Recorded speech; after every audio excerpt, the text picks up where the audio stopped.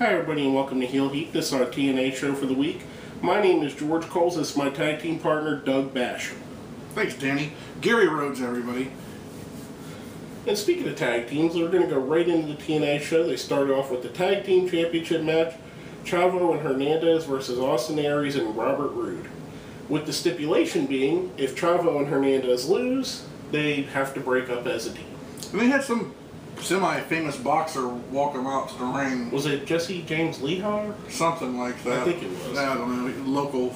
No, he's pretty. He's big. Well, I don't know. I'm sorry if I'm getting him wrong.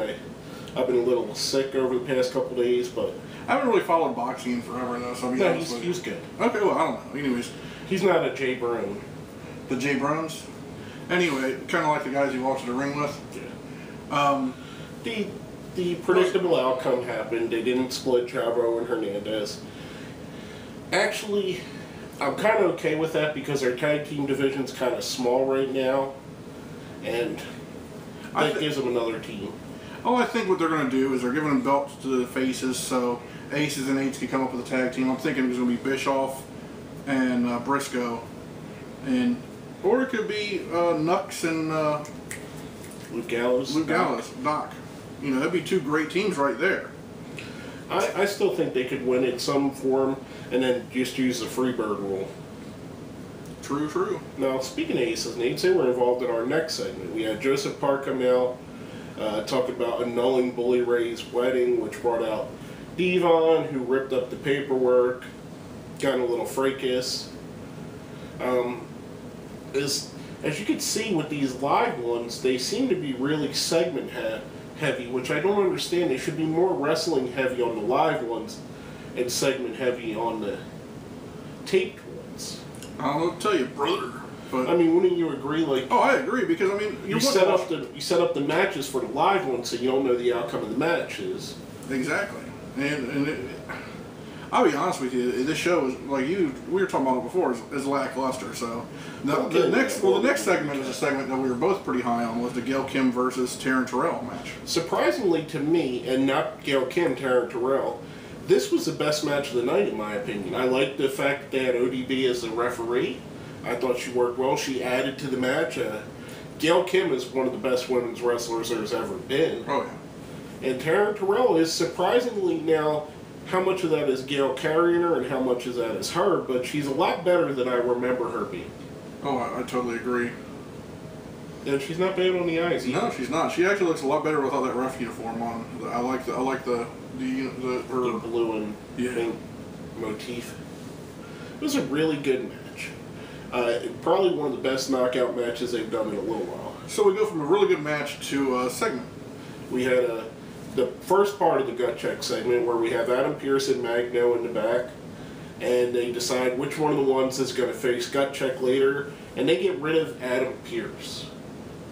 The guy who won, the guy who has a bigger following, the guy who, my opinion and his opinion, is the better wrestler.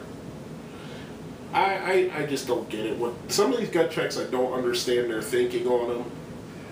And that's it. Adam Pearce has been in business 17 years. Guy's a solid worker. He don't have the best look, but who needs the best look? But that's the thing, is the guy can wrestle. He backs up what he says, and you know they're kind of down. They were kind of down on him because of the cheating to win. Well, speaking of looks, I mean, if you think about this, the longest reigning WWE champion of the last 25 years looks like he should be working at Hot Topic. Yeah. So I mean, come on. The look isn't. Yes, it helps. But it isn't the final thing. No. The guy can work. And Magno, okay, here's the deal. Magno gets over, then they do the whole... Well, we'll get into that second part later when we get to there. Next we have Hulk Hogan, who calls out AJ Styles to get AJ's reaction. Before he gets to the ring, Ken Anderson hands him another vest, because I guess AJ lost the first one. AJ gets in the ring, says, I don't handle ultimatums well. He's about to tell Hulk Hogan what his decision is, which cuts into James Storm's music, who comes down, basically says, I want to fight you, which brings out the part that I found intriguing. Bad Influence came out and laid some really good reasoning for why he should join up with them and not TNA and not Aces and Eights. Bad Influence, I really enjoy them. They kind of are like a modern day DX, you know, the Sean Hunter version. You know, really against the establishment, but for themselves. You know, they're not with Skull and 8-Ball and Chains. They're on their own group. Yeah. I thought they added much needed. They added something to the segment that it was missing with AJ and Storm. And you know, if you've watched some of our TNA shows, are two of my favorites on TNA. And I know you're pretty high on AJ. You're not as high as I am on Storm, but you like him. Yeah, I like Storm. I think he's great. But he's just, AJ Styles. He's the face of TNA. He is. And it seems that they're going with the whole AJ / loner rebel route that they kind of, again, another thing that we talk about over and over again, that they did with Sting with the NWO. And it just reminds me so much of it. Speaking of the NWO, the leader of the NWO and the NWO Black and White, Hulk Hogan, brother, Coming for you. we got our Hulk Hogan Thunderlips count for the week. He has not 1, not 2, not 3, but woo! Horseman style, bitch. 4 Thunderlips for this week. 4 times Hulk Hogan appeared on the show. A little bit more than I would like to have seen. I did like the segment he did backstage with Matt Morgan. I hope that leads to more with Matt Morgan. And then coming off of that, we're going to go right into our question of the week last week, which was, do you think they should break up Chavo Guerrero and Hernandez's team? And I'll go ahead and let you give your opinion first.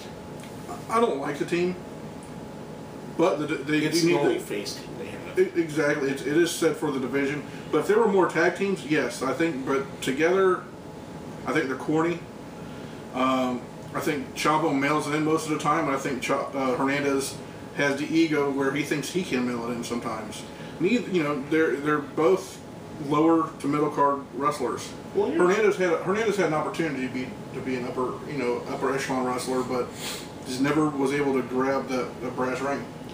Here's the thing for me. Hernandez was great as part of LAX and part of the Mexican American, whatever they did after LAX. It was kind of the same thing. I forget what they named it. And he works good as a tag wrestler. He should have broke off on his own and did something great on his own.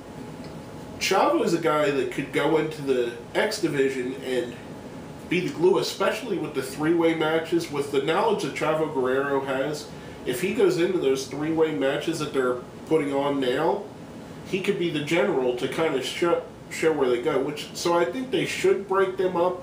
I'd like to see Hernandez not be such a stereotypical character. Just because he's Mexican doesn't mean that he has to be all about being Mexican. You know what I mean? See. But anyway, I'd like to see him broken up. The only reason I wouldn't want to see him broken up is because there's only 3 teams in the division. Which leads to our question of the week for this week.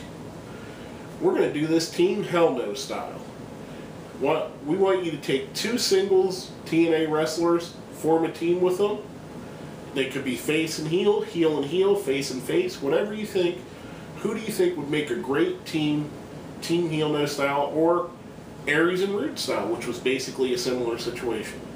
Take 2 of the guys that they're not using well, or they could be using well, put them as a team to infuse them into the tag division. Let us know who you think. Put it in our comment, or put it on our Facebook, put it on our Twitter, put it down where? Down there. Right down in our comments, and we'll talk about that next week, and we'll tell you what we think. Now, coming off of that, we got 2 guys that recently were in semi-tag teams. Joey Ryan, who his Matt Morgan team kind of split up without them actually announcing it, and Rob Terry, who recently split from Robbie E. I actually kind of like this match as well. Decent squash. Yeah, I'm really liking Rob Terry. I think, is he the best worker in the ring? No. Does he still got a ways to go? Yes, but if you looked at Rob Terry now as opposed to Rob Terry 2 years ago, even a year ago, he's 110% better. Oh, yeah. And I think it's starting to show his finishing move that that spine buster from a... For suplex? Yeah, I don't even know what they're calling it. But it's a really good looking move for him, for a power guy like him. I thought it was a decent match altogether. I agree with you. Joey Ryan, I think they just have nothing for this guy. And it's a shame. No, it is. I would make him a manager. I would put him with. He's got a great character, and he's a good worker. So there should be something you could do with him. I'd find like a female wrestler, one of the knockouts, and put him as her manager. Kind of like you got the Jessie. I'd put him with ODB. If I do a heel ODB, I think he'd be perfect for her character. Or how about this, a spin on that? Find a girl to be his manager, kind of do it like the mistreated woman, so when she finally breaks away from him, you have a feud build. Yeah. Something different. I mean, the guy's got great talking abilities. He's really good in a ring. He's got charisma. TNA doesn't let him do a lot of the stuff he can do. You know, I mean, he moves like a jobber in TNA because that's the way TNA wants him to work. But he's actually a pretty good worker. Yep. Now, speaking of guys working and not working well, we had the Magno gut check segment. They brought him out to the ring. Our three guys were there. It was Danny Davis, Bruce Pritchard, and Al Snow. And they went through it. He gets the first no from Danny Davis, which lets him to cut his promo, which he cut in half English, half Spanish. Worked pretty well for the San Antonio crowd. That was where they were, San Antonio, right? The San Antonio crowd worked well for them. Didn't come over so well on TV. His English seemed like he doesn't have a full grasp of the language, which is okay. I don't mind that. But he got a second no. They got him out of the ring. The whole problem with this, and maybe this is why Adam Pearce didn't go this far, because they weren't going to let either of them go by, and it's easier to bring Adam Pearce back if he didn't, get told no in front of the studio audience. I guess, I don't know. But the problem I had with Magno is he's too big to be an X Division wrestler, and he wrestles too much like an X wrestler to be like a regular heavyweight wrestler. Exactly. The guy don't have a lot of charisma. I really did not feel anything for him. I think Adam Pearce would have been the better choice. And Adam Pearce wasn't even really Adam Pearce that night, so we're not, Didn't his outfit kind of remind you of Jerry Lynn as Mr. JL? Yes. I was thinking that. I just came in my head right there. Now we go off of that, with Magno not winning, we go into our championship match of the night, Full Metal Mayhem, which is basically just a ladder match. Jeffrey Hardy versus Bully Ray. Terrible. You got two guys in this match who are absolute masters of this style of match, the tables, ladders, and chairs. Made their careers off it. And these are guys that can work with the gimmicks, incorporate the gimmicks well. To me, there was too much in this match that they had planned spots and they didn't work on the fly. It was very sloppily made.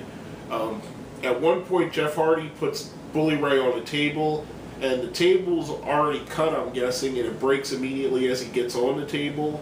So Jeff goes to look for another table under the ring. There's none there. He has to go all the way to the entrance while Bully Ray's just laying there and get another table, comes back, hits the Twist of Fate stunner, which I guess it's a different variations. He's doing a double Twist of Fate now where he does the stunner and then he does the original version. It's more like a diamond cutter. And he does that, and you could see Bully Ray basically walk over to the table and lay down on it. Which, Bully Ray is better than that. Jeff Hardy is better than that. That spot, if this would have been a 5-star match except that spot would have ruined the whole match for me. But it wasn't even a 5-star match. It was a terrible match altogether. And this is coming from probably one of the biggest Bully Ray fans in the world. I mean, Gary knows, and you guys probably do as well, that the Dudley Boys, Bully Ray and Devon both, are two of my biggest, two of the guys I like the most in wrestling. And this was probably, I would say this is the worst match I've seen either of these two guys in. I would say the worst one for Hardy. Well, but definitely, yeah, that was terrible. But this was definitely the worst match for Bully Ray. And Bully Ray is king, leaps and bounds from where he was when he first started in TNA. Bully Ray right now, if Vince would hire him right now, he'd be a main eventer. He wouldn't have to worry about the tag team. I mean, Bully Ray has came into his own, and I'm glad that him as a singles wrestler. He don't really need Devon around him, but it's cool to have them on the same page and on the same side, kind of nostalgic like. But he don't need it right now. And this match here really kind of puts a doubt in a lot of people's, not yours or mine per se, but a lot of other fans that should he be the TNA champion with a match like this? I thought it was terrible. The ending where he gets, the ending was okay where he gets a hammer from Taz, which seems to be the go-to weapon for the Aces and Eights, and whacks Hardy with the hammer. That was okay for me. That one spot, and the rest of the match was pretty sloppy as well. Mm-hmm. I mean, to me, it's almost like they had a match planned out, and then TNA said, instead of 20 minutes, we're giving you 15. And they had to think on their fly, and they didn't do it so well. Well, they had almost 30 minutes though. Well, that's what I mean. It's like they cut the timing on it. But we'll go right into this. Speaking of which, since we're talking of this, let's go with our rating for the week. Basically, if you guys haven't seen, we go 1 to 5, 5 being the best, 1 being the worst. 5 is a Kurt Angle, 4 is a Christopher Daniels, 3 is a James Storm, 2 is a Christian York, 1's a Garrett Bischoff. What do you give this show? I'm giving it straight up Bischoff. This show lost my interest from the get-go.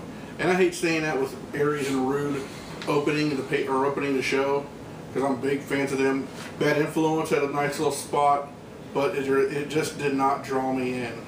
I was waiting for the commercials to start. I'm going to go with a Christian York at 2, a little bit better. I liked the Knockouts match. I did like the interaction with Bad Influence. I liked the Joey Ryan Rob Terry match better than I thought I was going to. But other than that, the rest of the show was terrible to me. It was Terrible. But so I gave it a 2, you gave it a 1. And basically, that's all I got to say. Is there anything you needed to add? That's it. Well, my name is George Coles. I'm Gary Rhodes. And this has been Heel Heat.